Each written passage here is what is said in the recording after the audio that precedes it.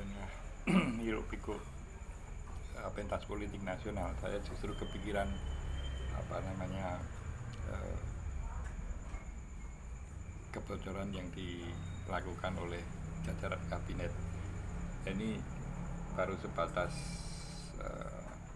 angan-angan yang abstrak, yang barangkali kalau saya membayangkan itu ada kolaborasi antara ekonom, ahli tata negara, dan kemudian ilmuwan di bidang politik, itu bisa membuat satu formulasi temuan atau kajian yang terkait dengan kebocoran politik atau kebocoran teknokratik gitu. Ya, berangkat dari ide begini.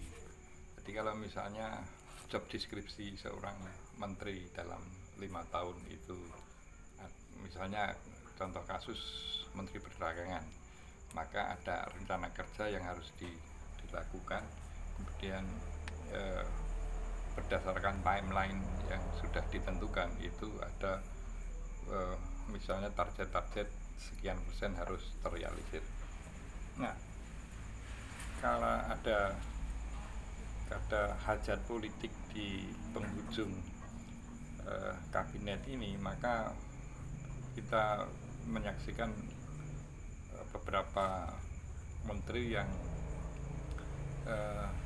seolah-olah memperoleh job deskripsi baru, yaitu terkait dengan politik. Nah, ini saya kira berdasarkan catatan digital atau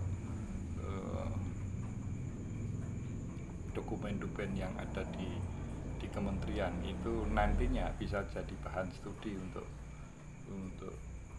mengukur tingkat kebocoran satu kabinet dalam kurun waktu masa bakti, misalnya 2019 sampai 2024. Misalnya Kementerian Perdagangan itu terjadi kebocoran, yaitu tadi karena terkait dengan seorang menteri yang mengerjakan di luar job deskripsinya. Ini kan kalau dalam apa namanya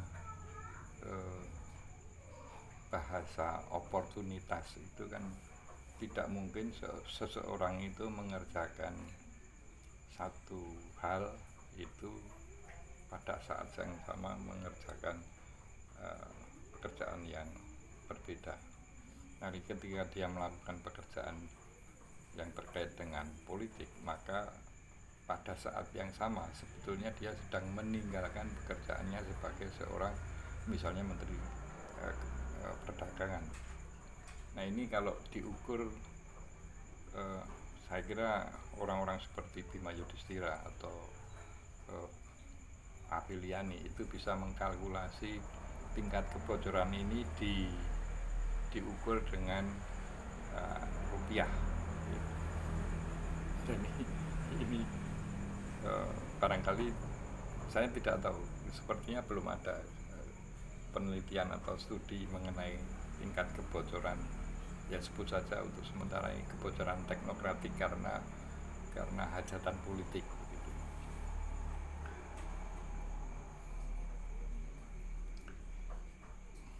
Kalau ini bisa diwujudkan dalam bentuk penelitian yang sifatnya akademis, maka barangkali ini bisa memberikan kontribusi terhadap perbaikan perjalanan politik